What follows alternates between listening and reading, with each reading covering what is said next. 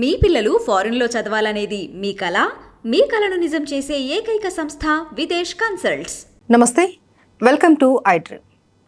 Corona టైంలో చాలామంది Covishield vaccine వేయించుకున్నారు. అయితే ఇప్పుడు స్వయంగా కోవిషీల్డ్ తయారీ సంస్థనే తమ వ్యాక్సిన్ వేయించుకున్న వారికి కొన్ని సైడ్ ఎఫెక్ట్స్ వస్తున్నాయని తేల్చి చెప్పారు. అయితే అది ఎంతవరకు నిజం, వచ్చే సైడ్ ఎఫెక్ట్స్ ఏంటి, వీటి ద్వారా మనము ఎలాంటి ప్రాబ్లమ్స్ ఫేస్ చేయాల్సి వస్తుంది, దాని నుంచి మనం బయటపడాలి అంటే ఏం చేయాలి, దీని గురించి వివరంగా అడిగి తెలుసుకునే ప్రయత్నం చేద్దాం. మనతో పాటు ఉన్నారు ఫెడికస్ హోమియో హాస్పిటల్ నుంచి డాక్టర్ భరద్వాజ్ గారు. వారితో మాట్లాడి. నమస్తే సార్. నమస్తే అండి. సార్, ఇదొక ఫ్లాష్ న్యూస్ అని చెప్పుకోవాలి. ఎందుకనంటే చాలామంది, దాదాపు 80 కోట్ల మంది జనాలు ఈ కోవిషీల్డ్ వ్యాక్సిన్ వేయించుకున్నారు.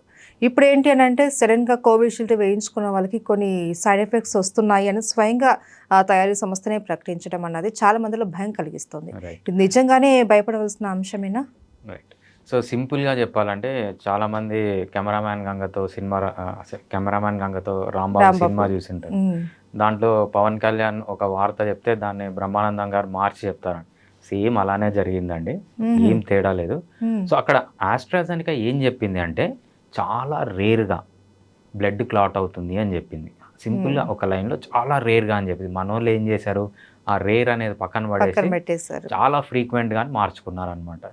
సో అక్కడ చెప్పిన వార్త వేరే, అక్కడ వాళ్ళు చెప్పిన సందర్భం వార్త వేరే, వీళ్ళు దాన్ని కన్వర్ట్ చేసింది వేరే అనమాట.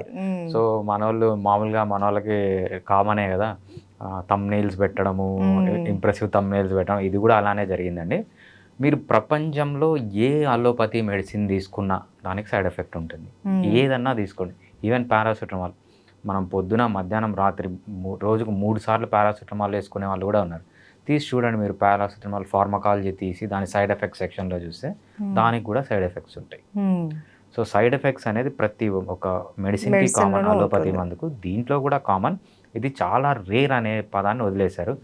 ఎటువంటి బాధపడనవసరం లేదు. సో ఫస్ట్ మనకి ఏదన్నా ఒక మందు మనకు మార్కెట్లో జనాలకు వచ్చిందంటే దానిపైన రీసెర్చ్ జరుగుతుంది. ఆ రీసెర్చ్ అనేది ఎలా ఉంటుందంటే ప్రీ క్లినికల్ స్టేజ్ ఉంటుంది, క్లినికల్ స్టేజ్ ఉంటుంది. ప్రీ క్లినికల్ అంటే ఏంటి, ఫస్ట్ అనిమల్స్ పైన చేస్తారు, లేకపోతే కంప్యూటర్లో డిజైన్ చేస్తారు. ప్రీ క్లినికల్ అనిమల్స్కి సేఫ్ అన్నప్పుడు హ్యూమన్ బీయింగ్స్లోకి తీసుకుని వస్తారు. హ్యూమన్ బీయింగ్స్లో ఏంటి, క్లినికల్ ట్రయల్ అంటారు. దీని మళ్ళీ 4 phases ఉంటుంది. phase 1, phase 2, phase 3, phase 4 అని. ఫస్ట్ phase 1లో ఏం చేస్తారంటే చాలా అప్ టు 8 హ్యూమన్ బీయింగ్స్కి ఆ మెడిసిన్ ఇస్తారనమాట. ఇచ్చినప్పుడు అది సేఫా కాదా చూస్తారు. ఫస్ట్ సేఫ్టీ చూస్తారనమాట. అది సేఫ్ అనుకుంటే అది సెకండ్ ఫేజ్లోకి వెళ్తుంది. సెకండ్ ఫేజ్ అరౌండ్ 80 మెంబర్స్కి ఇస్తారు. సెకండ్ ఫేజ్లో సేఫ్టీ, ఎఫికసీ, అసలు సేఫ్గా ఉందా, పని చేస్తుందా లేదా, రెండూ చూస్తారు. సేఫ్గా ఉంది, పని చేస్తుంది అంటే థర్డ్ ఫేజ్కి వెళ్తుంది. థర్డ్ ఫేజ్లో అరౌండ్ 800 పీపుల్కి ఇస్తారనమాట. సో 800 పీపుల్కి ఇచ్చిన తర్వాత అది కూడా సేఫ్ ఉన్నదానికంటే ఎఫిషియెంట్ అంటేనే అది జనాలకు వస్తుంది. సో ఇంత పకడ్బందీగా క్లినికల్ ట్రయల్ జరుగుతుంది కాబట్టి ఇప్పుడున్న పాతకాలంలో అంటే ఒక 50-70 ఇయర్స్ ముందు మనకంత టెక్నాలజీ ఉండేది కాదు. అప్పుడు కొన్ని సైడ్ ఎఫెక్ట్స్ వచ్చేవి జనాలకు వచ్చిన తర్వాత కూడా. ఇప్పుడున్న టెక్నాలజీలో అవన్నీ లేవు. ఇది జస్ట్ బోగస్. ఆస్ట్రాజెనికా చెప్పింది ఏంటి అంటే రేర్గా వస్తుంది అని చెప్పింది. సో ఆ రేర్గా అనే పదాలని ప్రతి ఒక్కరు థంబ్నెయిల్స్లో పెట్టండి. సో పెట్టకుండా జనాల్ని భయపెట్టకండి. ఎందుకంటే ఈ వార్త తెలియంగానే చాలా మంది భయపడిపోయారు. ఎందుకంటే కోవాక్సిన్ కన్నా మనకు కోవిషీల్డ్ అనేది ఎక్కువగా తీసుకున్నారు, అందుబాటులో ఉన్నది కూడా మనకు అక్కడే. అయితే సార్, ఇప్పుడు కొన్ని రేర్గా వస్తాయి అనేసి అన్నారు కదా, ఎలాంటి దుష్ఫలితాలు వస్తాయి? వ్యాక్సిన్కి ఎటువంటిది, ఫర్ ఎగ్జాంపుల్ మన ఆటిజం తీసుకుంటే వన్ ఆఫ్ ది రీజన్స్ వచ్చి వ్యాక్సిన్స్ అని ఒక సైంటిస్ట్ చెప్పారు. ఆ సైంటిస్ట్ చెప్తే ఆ సైంటిస్ట్ డిగ్రీని క్యాన్సిల్ చేసి ఆయన అసలు మెడికల్ ప్రాక్టీస్ చేయకుండానే చేశారు. సో ఇవన్నీ దాంట్లో ఎంతవరకు నిజం ఉందో, ఎంతవరకు అబద్ధం ఉందో మనకు తెలియదు.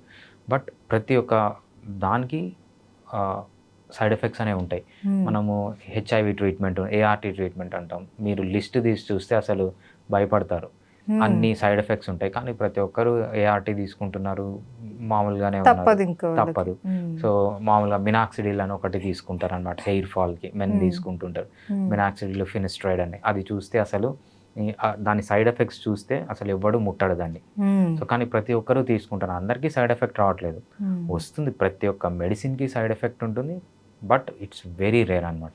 మనం ఎలా కంపేర్ చేస్తామంటే మెడికల్ ఫీల్డ్లో ఏదన్నా క్లినికల్ రీసెర్చ్లో రిస్క్ బెనిఫిట్ రేషియో అంటాం అనమాట. ఒక పేషెంట్కి క్యాన్సర్ వచ్చింది, క్యాన్సర్లో చనిపోతాడు, రైట్? క్యాన్సర్ మందు తీసుకుంటే జుట్టు ఊడిపోతుంది. సో చావడానికన్నా ఇది చావడానికన్నా జుట్టు ఊడిపోవడం బెటర్ కదా. సో అంటే రిస్క్ ఎంత ఉంది, బెనిఫిట్ ఎంత ఉంది. ఇక్కడ రిస్క్ ఏంటి, హెయిర్ పోవడం. బెనిఫిట్ ఏంటుంది, మనిషి బతకడం. సో హెయిర్ పోవడం గ్రేటా, మనిషి బతకడం గ్రేటా అంటే రిస్క్ కంటే బెనిఫిట్ ఎక్కువ ఉంది కాబట్టి తీసుకుంటాం. అది కూడా మనం వ్యాక్సిన్ కూడా సైడ్ ఎఫెక్ట్ ఉంటుంది. ఎప్పుడైతే వ్యాక్సిన్కి రిస్క్ కంటే బెనిఫిట్ ఎక్కువ ఉంటుందో, ఈ బ్లడ్ క్లాట్ కావడం అనేది రేర్, చాలా రేర్. సో అది రిస్క్ అనమాట. వ్యాక్సిన్ ఎంతమందిని బతికిచ్చింది, కొన్ని లక్షల కోట్ల మందిని బతికిచ్చింది. సో అది బెనిఫిట్ అనమాట. ఎప్పుడైతే రిస్క్ కంటే బెనిఫిట్ ఎక్కువ ఉంటుందో ఏ గవర్నమెంట్ అయినా కూడా అప్పుడు మాత్రమే దానికి పర్మిషన్ ఇస్తుంది జనాలకి ఇవ్వడానికి. సో దాని గురించి వరి కావాల్సిన అవసరం లేదు. దీంట్లో స్పెషల్గా హోమియోపతి పాత్ర ఏముంటుందంటే, హోమియోపతి ఒక స్పెషల్ టైప్ ఆఫ్ మెడిసిన్ అనమాట. ఇక్కడ ఏం చేయొచ్చు అంటే బ్యాడ్ ఎఫెక్ట్స్ ఆఫ్ వ్యాక్సినేషన్ని క్యాన్సిల్ చేయడానికి మనం హోమియోపతి వాడతాం. ఫర్ ఎగ్జాంపుల్ ఆటిజం, కొంతమంది కిడ్స్ మా దగ్గరికి వస్తారు ఆటిజం పెట్టుకొని. వాళ్ళ హిస్టరీ తీసుకుంటే, సార్ మేము చాలా వ్యాక్సిన్స్ వాడాము, గవర్నమెంట్ ఇచ్చేదానికంటే ప్రైవేట్ హాస్పిటల్కి పోయాం, ప్రైవేట్ హాస్పిటల్లో ప్రైవేట్ డాక్టరు మాకు కొన్ని వందల వ్యాక్సిన్స్ ఇచ్చాడు, లేకపోతే 20-30 వ్యాక్సిన్లు వేసాము, తర్వాత ఆటిజం వచ్చి. మనం ఏంటంటే దానికి అగేన్స్ట్గా వ్యాక్సిన్ సైడ్ ఎఫెక్ట్స్ని తగ్గించడానికి ఎక్సలెంట్ మెడిసిన్స్ ఉన్నాయి హోమియోపతిలో. మీకు కానీ ఏమన్నా సిమ్టమ్స్ ఉంటే, సో బ్లడ్ క్లాట్ అయినట్లు ఉంటే ఒకసారి హోమియోపతి డాక్టర్ని కన్సల్ట్ అండి.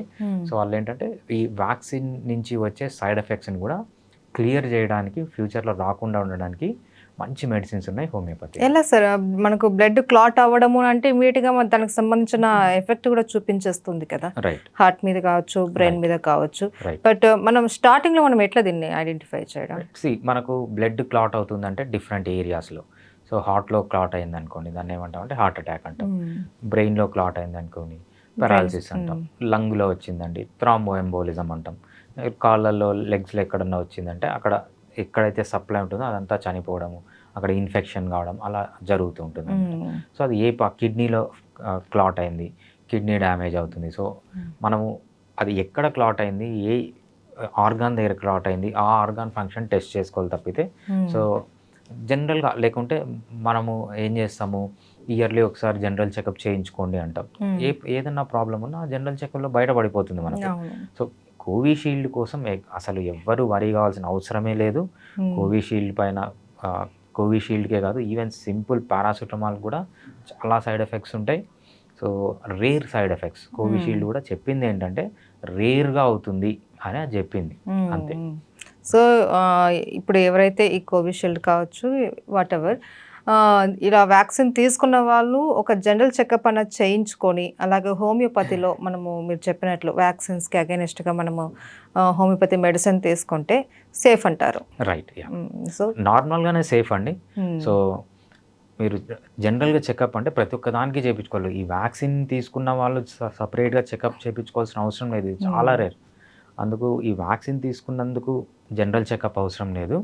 రెగ్యులర్గానే అన్ని హెల్త్ పారామీటర్స్ చెక్ చేయించుకోవడానికి ఇయర్లీ వన్స్ చెకప్ చేయించుకోమంటాం, అంతేగాని ఈ వ్యాక్సిన్ తీసుకున్న దానికి సపరేట్గా జనరల్ చెకప్. ఇన్ కేసు ఒకవేళ జనాలలో ఈ భయం ఇంకా ఉంటే ఇలా చెకప్ చేయించుకొని మనం హోమియోపతిలో కనుక ఈ వ్యాక్సిన్కి యాంటీ వాడుకున్నా కూడా ఎటువంటి సైడ్ ఎఫెక్ట్స్ ఉండవు. అండ్ మనం కూడా కొద్దిగా భయం నుంచి బయటపడిపోతాం. ఫైనల్గా ఏంటంటే కోవిషీల్డ్ వల్ల వచ్చే సైడ్ ఎఫెక్ట్స్ అనేవి చాలా రేర్, 1-2 రావడం అన్నది చూసాము. బట్ అది అందరికీ కాదు అనేసి చెప్తున్నారు, right? Okay, thank you so much. Thanks అండి.